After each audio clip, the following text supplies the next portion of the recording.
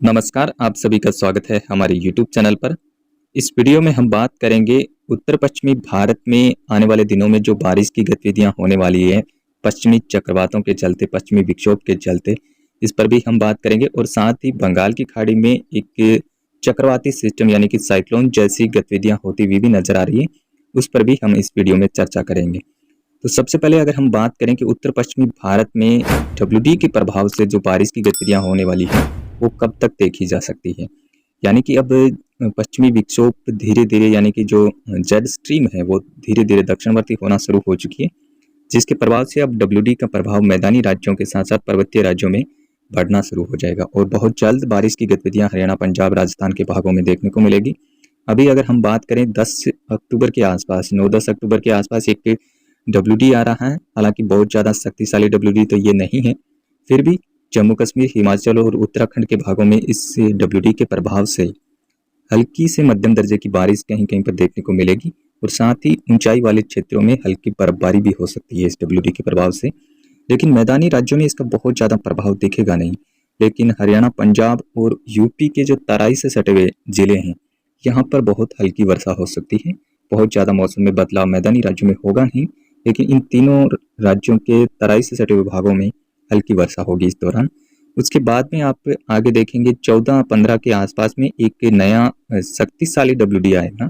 इसके इम्पैक्ट से मैदानी राज्यों में काफ़ी अच्छी खासी वर्षा हो सकती है, जिसमें पर्वतीय राज्यों में मध्यम से भारी बर्फबारी की संभावना भी रहेगी। तो वहीं पर हरियाणा, पंजाब, राजस्थान के भागों में तेज वर्षा होने की संभावना है इस दौरान। और ये WD 14 से 15 अक्टूबर के बीच में देखा जाएगा।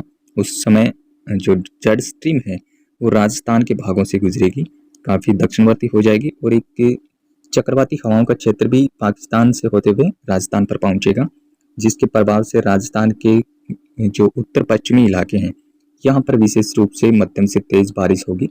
साथ ही हरियाणा, पंजाब, दिल्ली और पश्चिमी उत्तर प्रदेश के ज़्यादातर भागों में और कुछ जो सेंट्रल यूपी के भाग हैं यहाँ पर भी वर्षा होने की संभावना रहेगी इस WD के प्रभाव से।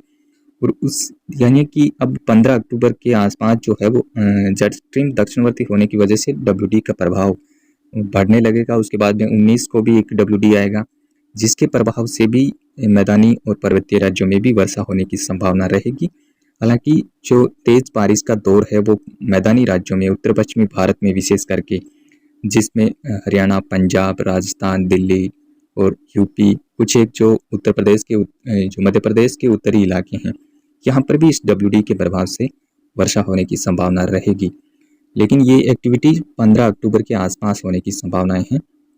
उसके बाद में भी जो 19 को WD आएगा उसके प्रभाव से भी यहाँ पर वर्षा देखी जा सकती है। इसके अलावा अगर हम बात करें बंगाल की खाड़ी में किस तरीके से हलचल होने की संभावनाएं हैं, हालांकि अभी दक्षिणी चीन सागर पे जो साइक्लोन कोइनू बना हुआ था उसका प्रभाव हालांकि बहुत ज़्यादा तो नहीं है, अभी भी वो सिस्टम साइक्लोन के प्रभाव में है। लेकिन ये सिस्टम धीरे धीरे अब वियतनाम की तरफ आगे बढ़ेगा।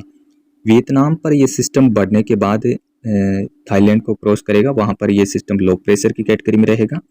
लेकिन वियतनाम पर जब ये सिस्टम पहुंचेगा तो उस समय इसकी कैटेगरी डिप्रेशन की हो सकती है। अभी आप यहाँ पे देख सकते हैं ये सिस्टम जो कि साइक्लोन कोइनू के नाम से यहाँ पर बना हुआ है, यही सिस्टम बंगाल की खाड़ी में अवशेष के रूप में यानी कि साइक्लोन कोइनू के अवशेष के रूप में बंगाल की खाड़ी में पहुंचेगा और ये फिर से बंगाल की खाड़ी में इंटेंसिफिकेशन होने की इसकी संभावनाएं काफ़ी ज़्यादा हैं।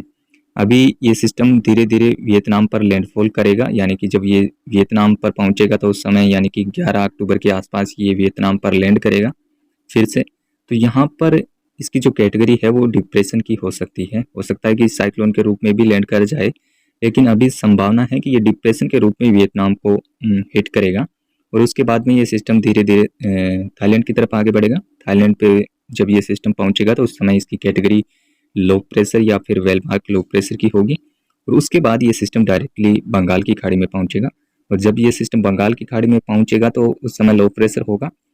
तो उसके बाद ये सिस्टम फिर से इंटेंसिफिकेशन होना शुरू होगा, यानी कि 15 के आसपास ये सिस्टम 15-16 के आसपास बंगाल की खाड़ी में पहुंच जाएगा।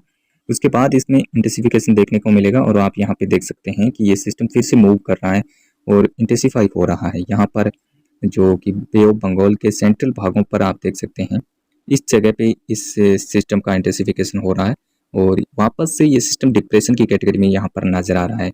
यानी कि 20-21 के आसपास ये सिस्टम डिप्रेशन बन सकता है बंगाल की खाड़ी में, और उसके बाद हो सकता है ये सिस्टम साइक्लोन भी बन जाए या फिर डिप्रेशन भी हो सकता है। लेकिन साइक्लोन के चांसेस इसके रहेंगे उसी समय पर भी, क्योंकि उस समय जो स्थितियां हैं बंगाल की खाड़ी में वो इस सिस्टम के फेवरेबल नज़र आ रही है। तो हो सकता है कि 20 अक्टूबर के आसपास बंगाल की खाड़ी में चक्रवाती सिस्टम देखा जा सकता है। लेकिन इसका जो अभी ट्रैक है और कितना ज़्यादा ये सिस्टम इंटेंसिफिकेशन होगा, ये चीज़ें अभी बहुत ज़्यादा क्लियर है नहीं, लेकिन इसके बारे में हम आपको लगातार अपडेट करते रहेंगे। फिलहाल अभी उत्तर पश्चिमी भारत में बारिश की गतिविधियाँ नज़र आ रही है, वहाँ पर मौसम जो है वो बहुत जल्दी बदलने वाला है। लेकिन बंगाल की खाड़ी में अभी थोड़ा वेट करना पड़ सकता है। साइक्लोनिक जैसी गतिविधियाँ कोई फिलहाल होती हुई नज़र नहीं आ रही है, लेकिन 20 अक्टूबर के आसपास कुछ एक्टिविटी हो सकती है। तो फिलहाल इस वीडियो में अभी इतना ही। धन्यवाद, नमस्कार।